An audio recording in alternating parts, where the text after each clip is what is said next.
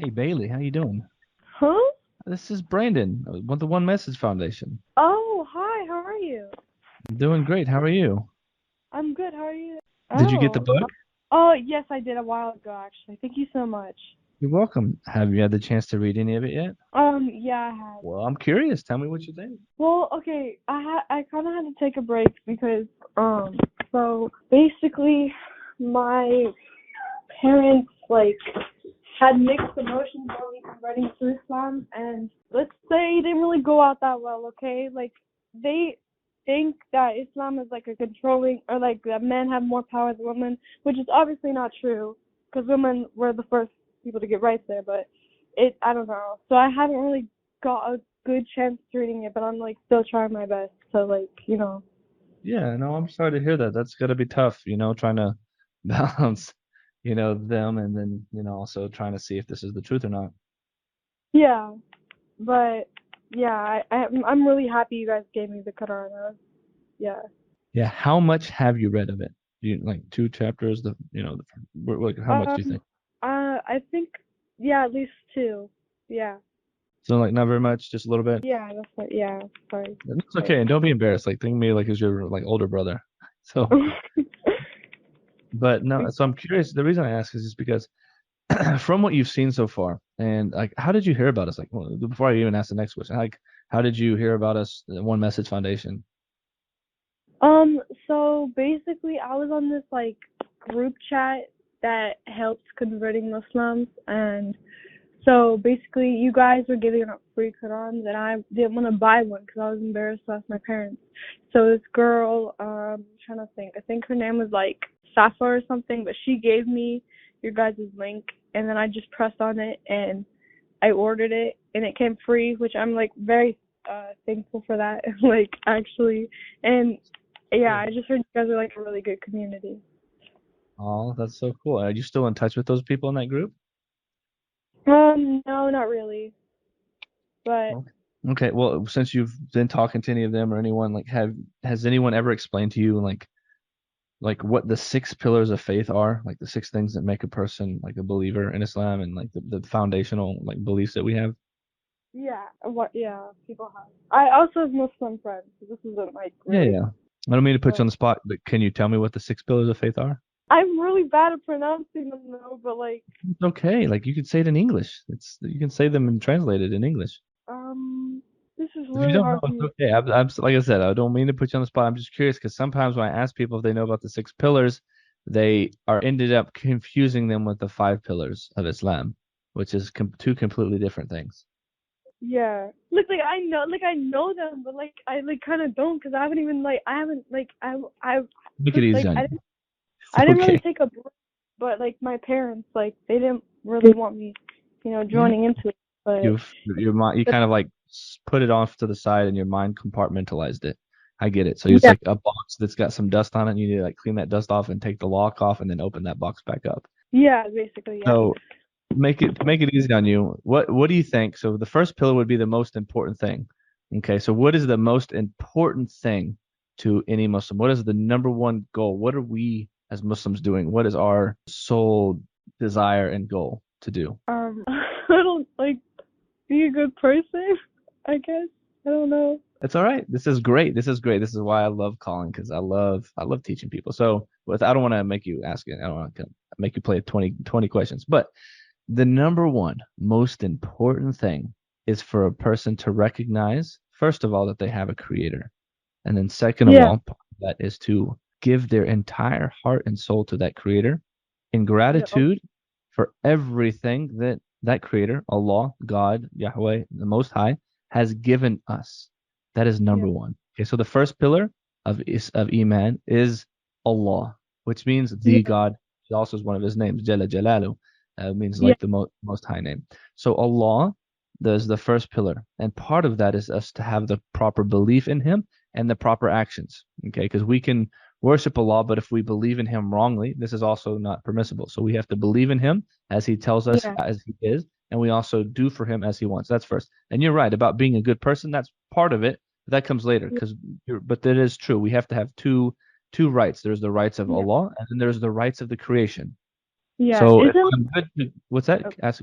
Oh, sorry. I was about to say, isn't I think that one of the second pillars is like the existence of like angels or something. Angels. Yes, you got it. See, I'm refreshing your memory. You got it.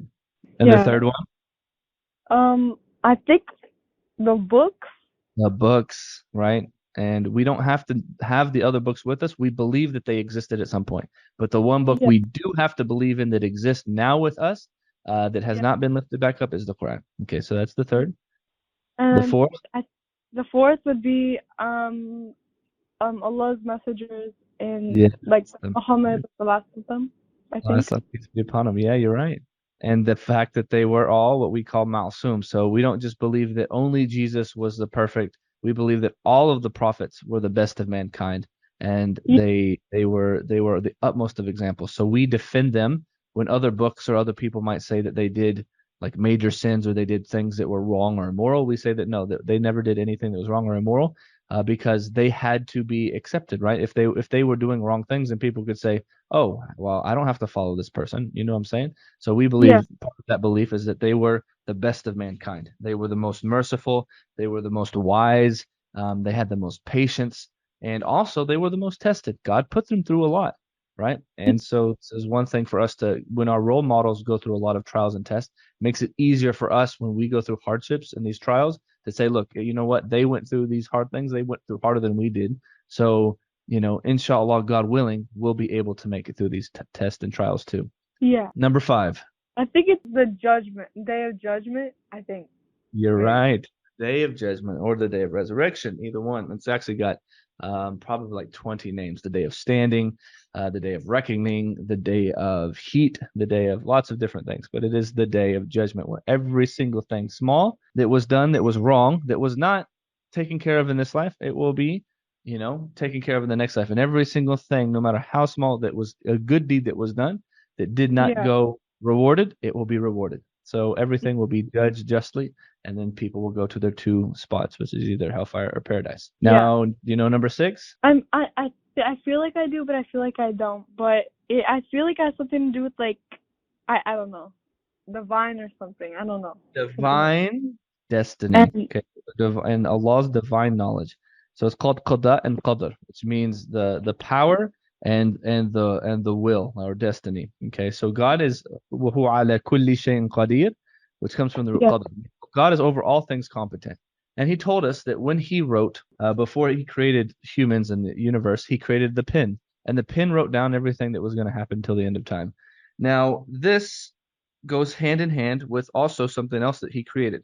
So we believe that God created that, but we also believe that God, as he told us, he created for us what's called taklif, which means responsibility. And he only gave taklif to two things, and it was the insan and the jinns, which the jinn is the like Iblis, Satan, and those that are the creation like him, and then insan is the humans. So humans and jinn are the only two of all of creation that have the choice to choose to either obey or to disobey. Like everything else in creation does exactly as it's programmed, exactly as God has created it to do. Like the mountains, they do exactly as they were created. The sun and the moon, they run their course just as God tells them and he created them to do. And animals, I mean, they all are already pre-programmed to do and to know how to be in the world, and they follow their pattern, that they've had in their purpose, right? But humans and jinn, we can choose to disobey God, to go against what we're supposed to be doing, and so on and so forth. And because of that, we can become lower than the animals when we disobey, and when we obey, we can become higher than the angels. So the qada and qadr is that God knows everything that we're going to do, but we don't know. However, we believe that God does know, and we believe that in divine destiny, that he has a plan that is the best plan, and that we trust in God's plan to be the best that's going to work out. Yet at the same time, we know that we have choices we have to make, and we're still going to be responsible. But the, Yeah. the essence of it is to know that God, because he's alim, and which means he is the all-knowing. So if God Yeah. knows everything, then he has to know the outcomes of things, or else he could become surprised by something. And God can't become surprised because this would necessitate deficiency. And in our belief, God has no deficiencies whatsoever. Yeah. You good? Yeah. Yeah. I'm just So listening. do you agree with all that? Yeah. From what I've So heard, yeah, besides your parents, right, and the yeah, issue with them, yeah. is there anything holding you back from accepting Islam with me right now and taking that first step towards gaining paradise? Probably my parents. It Say just besides them, is there anything that would stop you from no, saying the money of faith with me right now? nope. Do you know that you do not have to tell them right now that you can wait? And it would not be hypocrisy, it would not be a sin, right? Did you know that many of the companions, the best of this nation, who were the companions of the Prophet Muhammad, they had to keep it secret because of their parents. And some of their parents, when they, found out, they actually tortured them. They would whip them and treat them badly Yeah, because they came to them. So it is yeah, okay if you do not tell them because it might harm you. The key is that once you recognize, Sister Bailey, in your heart, and you know your heart, I don't know it, but only you know this. If your heart is telling you that you recognize these things to be true, right? And you've seen the light of this, and your heart is calling you to that which has been preserved and protected, like the Quran has, right? And it's completely free of contradictions, like many other books have. Then, yeah, and you're ready to make that step, you do that, and then God's going to make everything else easy. And the reason the way I say this is because there's a hadith from the Prophet Muhammad, peace be upon him, in where he tells us that God said that whenever my servant comes towards me a handspan, then I come towards him an arm's length. And then when he comes towards me an arm's length, I come towards him like a fathom. And when he comes towards me walking, I go towards him running. Meaning that God, if you just do a little bit, God does the rest of the work. You don't need to worry about having to get everything under control and having everything situated. You just take one step. You take one step, and God does the rest of the work. And so if you have any, certainty, like if you're certain about this, then I suggest that you do it with me, and then you take your steps and you're wise about it, and then you figure out a good time maybe in the future, even if it's a year from now, 2 years from now, where you tell your parents, right? And yeah, and I think that would be best, because once you recognize this is the truth, we never know when we're going to die. So we want to enter at least into this covenant with God, and then take it step by step. You can take it slow. The Prophet Muhammad was easy with his companions when they converted. It's not like you have to go out and become a perfect Muslim like right away and just like do every single thing that you're supposed to do. No, take it step by step, because God knows exactly what you're going through, and He's easy on those who have struggles and who have hardships. yeah. Yeah, yeah. I mean, look, the only problem is that I like my parents. They're Christian, right? Yeah, mine I, too. yeah, so it's kind of hard for me because they have different belief systems than like what I do, and the thing is, the only problem that's holding them back from accepting me into Islam is they feel like men have more power over women, and that which is not true at all. Like, I mean, like women do have power in Islam. Like, I don't know where they're getting that from, but Was my the mom, first way to ever give women rights, ever. yeah, that's what I told my mom, and she's like, she was freaking out. She doesn't want like men or anybody to like, take away or control me, I guess. So it's like Oh, hard, but I've tried to explain to her, like, the Islam gave first women rights, women get all this and all this stuff, and she just, I don't know. but like I said, Sister Bailey, the key, the Shahada is just something that's in your heart that you say on your tongue. Like I said, you don't have to tell her that you became a Muslim yet. I mean, unless you feel like you have to. But I'm just saying, if you already accept these things to be true, don't worry about what's going to happen or having to wait to tell your parents. Like, don't worry about that. What I'm trying to get across is that when you have this certainty, put it in Allah's hands. Don't feel like you have to, control things anymore. That's why Islam means submission.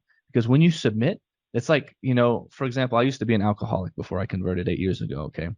Mhm. And I went through AA a lot, and I went through all this issues because part of being an alcoholic is we don't give up. We keep trying to control things. We want to do all this stuff. And part of when you go through AA, you have to say, look, I surrender, I give up.